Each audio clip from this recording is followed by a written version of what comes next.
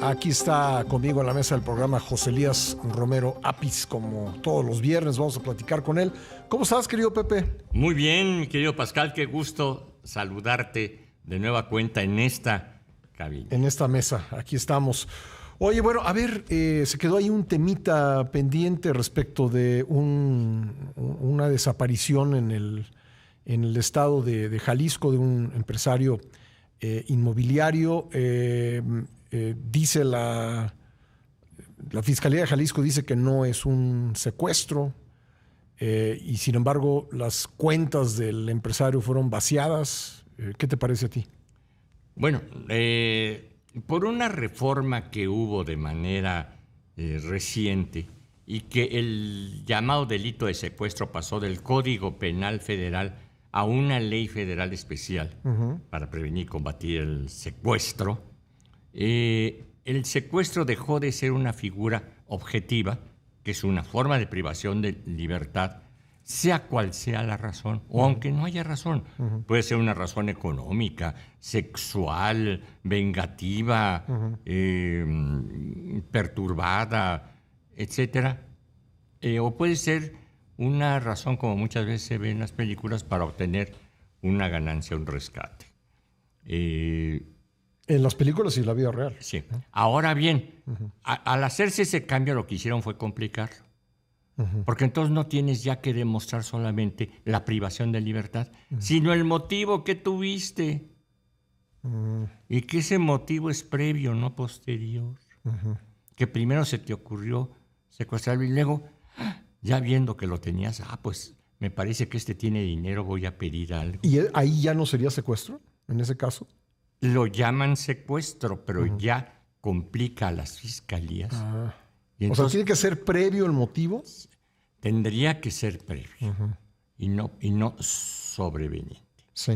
Si no, entonces ya estás configurando otra figura delictiva por la que no estás acusado. Entonces, la figura de privación ilegal de la libertad ya no existe en el Código Penal, en esta ley.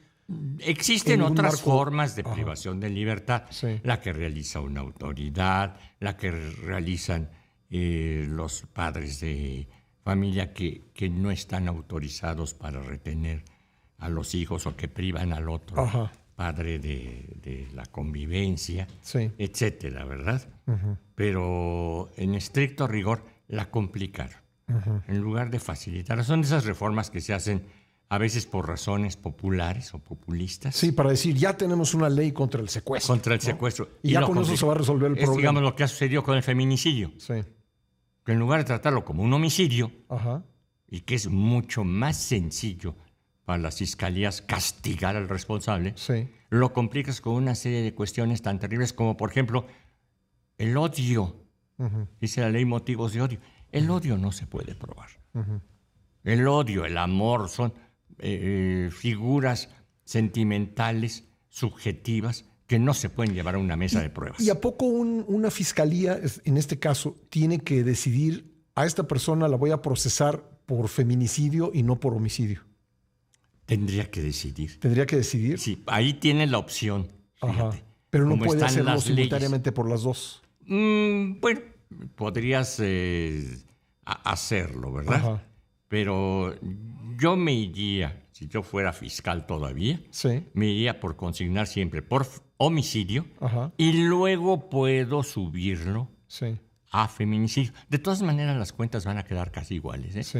Lo que pasa es que resulta ante la opinión pública más bonito, y suena que es un fiscal más fuerte si secuestra por feminicidio y protector de las mujeres, que si secuestra por homicidio, que si castiga por homicidio y es defensor de los seres humanos. Oye, ¿y a poco si decide procesar por feminicidio y no tiene los elementos probatorios, el acusado se le puede quedar libre al final? Con un buen defensor, sí. ¿Sí? Sí, desde luego que sí, porque lo estás consignando por un delito específico. Sí. Y tienes que probar los elementos de ese delito. En el ejemplo que he puesto, el odio. Te repito, hasta ahorita no conozco la prueba y nadie la conoce, la prueba del odio. ¿Cómo se prueba el odio? ¿Y quiénes son peritos en calificar el odio? Sí. Bueno, pues es que a veces se legisla pues mediáticamente, ¿no? Se legisla sin saber. Se legisla sin saber o creo que Porfirio Muñoz lo decía de peor manera, ¿no? Que no te operen los que no son cirujanos y que no te hagan leyes los que no saben hacerlas. Sí. Porque generan más problemas de los que hay. Te enferman. Te enferman. Pero sí se legisla mediáticamente y luego se quiere dar la impresión de que con esa legislación ya se resolvió el problema, ¿no? Así es. O sea, ya tenemos una ley contra el secuestro, ya no hay secuestro. Ya no hay secuestro. Teóricamente, ¿no? Ya no hay... Pues castígalos por homicidio, castígalos por secuestro. Sí. Si quieres, sube las penas, ponle 700 años. Sí. A ver cómo las cumplen. Pero eso es otra cosa, no cambies las figuras. Oye, a ver, el caso Ayotzinapa, que ha tomado un nuevo rumbo ahora con la detención del exgobernador Ángel Aguirre, nos hemos enterado, por lo que dijo la fiscal general de la República el día de ayer, que hay nuevas pruebas, que al revisar el expediente surgieron nuevas pruebas. Hay aparentemente 2 testigos que no han sido mencionados por su nombre, que dicen que el exgobernador ordenó la destrucción de unos videos. ¿Qué lectura le das tú a todo esto? Desde luego a los 12 años, casi 12 años que han pasado, pero a los últimos hechos. Han pasado como abogado penalista y constitucionalista. Han pasado 12 años que han estado muy llenos de errores. Ha habido cosas, sí, acertadas. Y brevemente te digo, creo que fue acertado la primera fase de la investigación, que fue rápida, que fue precisa y que fue contundente. Y que llegó un momento en que el entonces fiscal dijo, no gustó mucho a la opinión pública, esto es lo que hay y no hay más. Y se consignaron a muchísimas personas. Casi 100, ¿no? O más 100, de 100. no, creo que llegó hasta 150. Sí. Ahora, ¿qué errores se cometieron? Uno de los errores técnicos procesales es consignar a tantos. Aunque tengas muchos, siempre trata de consignar a pocos, porque si no se van a contradecir. Ya de suyo, ¿te parece difícil que hayan participado 150 personas en el mismo delito? 2, es una investigación compleja porque entonces, porque se trata de homicidios y entonces estás hablando no de un homicidio, sino de 43 homicidios. Bueno, no estoy seguro de que se hable de homicidio, ¿no? Se está... Bueno, o desapariciones. Desapariciones. Lo que dijo el fiscal primero es que fue homicidio. Sí, dijo, de acuerdo. Lo que sucedió es que se los llevaron. Los llevaron al basurero de Cocula. Los mataron a todos. Y los quemaron. Y los incineraron a todos. Sí. Entonces, ahí estamos consignando 43 homicidios. De estas 43 personas, de tal manera, con tales consecuencias, para poder obtener los culpables. Otro error fue que una vez ya realizado esto, el entonces presidente empezó a dudar y a descalificar la averiguación y convocó a aquel grupo llamado, me parece que interdisciplinario, que nada más enturbió las cosas, hizo muy mal trabajo, y entonces descalificó ya históricamente la primera investigación, y entonces hasta ese momento ya las cosas se quedaron con muchas dudas que nadie ha resuelto. Ahora, lo que sucedió, y voy a tu pregunta, esta cuestión del entonces gobernador, aquí hubo otro error, creo, entre político y jurídico, que fue atraer la investigación. En mi opinión, nunca debió haber sido federalizada. Se trataba hasta ese momento de un acto exclusivamente local. Y entonces debió haber sido procesado por las autoridades guerrerenses con la ayuda técnica que quisieran brindarle a la federación, periciales, de investigación, de expertise, de búsqueda, de todo lo que tú quieras y mandes. Pero simplemente auxilio en colaboración, no atracción, y no desligar a las autoridades guerrerenses de toda responsabilidad. Ahora, Nos dice la fiscalía que consignan a este exgobernador porque ocultó pruebas, pues yo diría que se quiere suponer que importantes. No nos tiene que decir, y mal haría la fiscalía, si nos dijera qué, y nos dice solamente la punta del iceberg. Pero ¿qué está buscando? Porque si está buscando nada más por buscar, como decía aquel humorista, no más, está en un absurdo donde se va a complicar. Cuando estés en un foso, no sigas cavando. Se los va a complicar, porque va a encontrar pruebas. Si vas a buscar algo como fiscal, que es distinto a como policía investigador, si vas a buscar algo como fiscal, ten cuidado con lo que vas a encontrar. O no encontrar, porque a lo mejor esas pruebas fueron destruidas. Porque si vas a encontrar una de dos, o que todos los consignados son inocentes, porque los culpables son otros, y entonces te caen todos los procesos. O vas a encontrar a otro, o no encuentras nada y tienes que ratificar con toda humildad, que a lo mejor políticamente no les gusta, que todo lo que se hizo está bien. Entonces, ¿qué vas a encontrar? Ahora, si no hay nada, la lleva muy fácil el exgobernador de Guerrero y su defensa. No estamos aquí para dar consejos porque no somos los abogados del exgobernador y porque este interesante programa y valioso programa que tú tienes no existe para dar consejos jurídicos a nadie.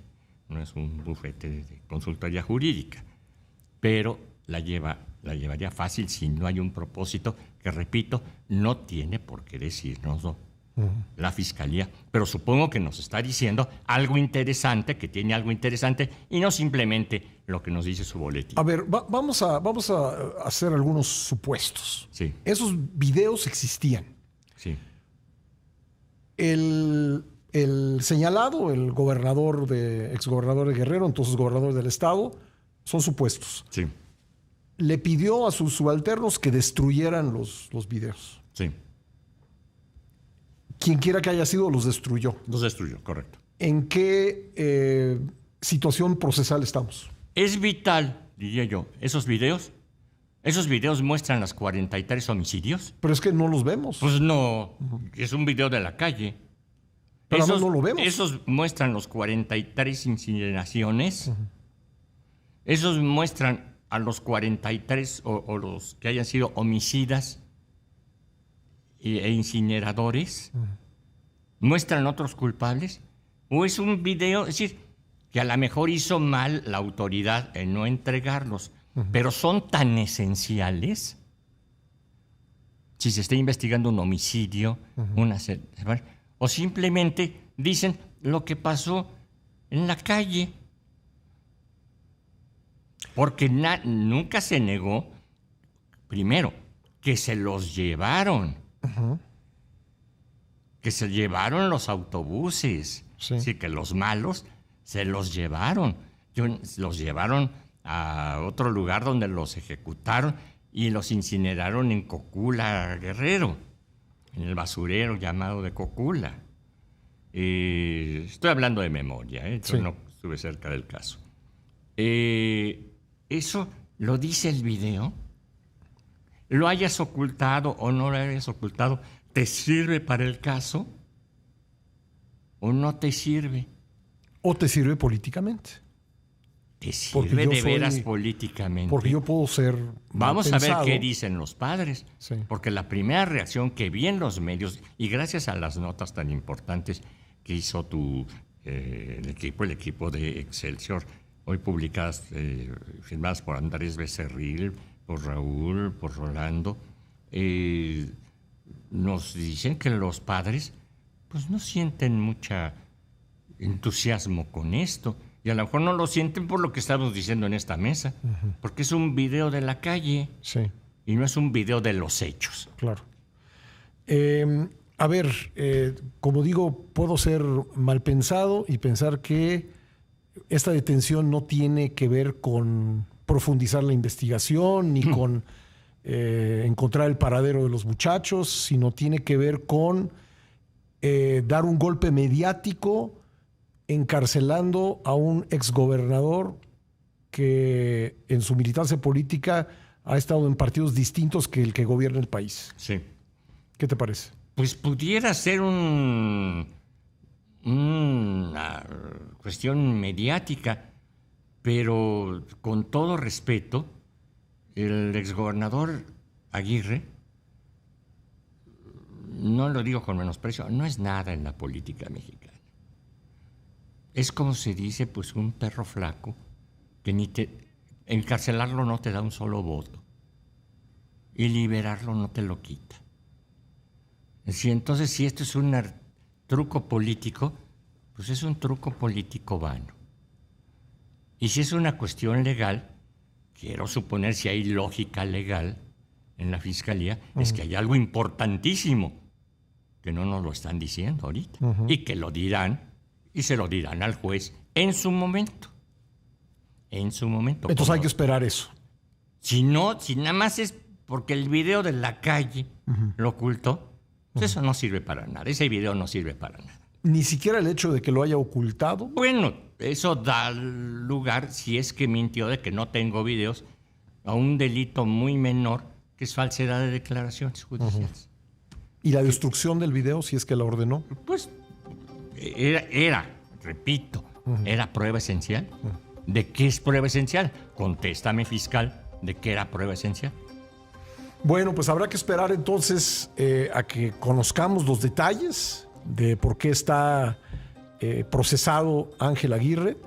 Los conoceremos en los próximos días y entonces tendremos un poco más de elementos para el análisis. Gracias, Pepe. O no los conoceremos nunca. O no los conocemos nunca. Que es también la otra posibilidad. Claro. Gracias. José Lea Romero Apis, lo puede usted leer en Excelsior los viernes y escucharlo aquí en la primera emisión.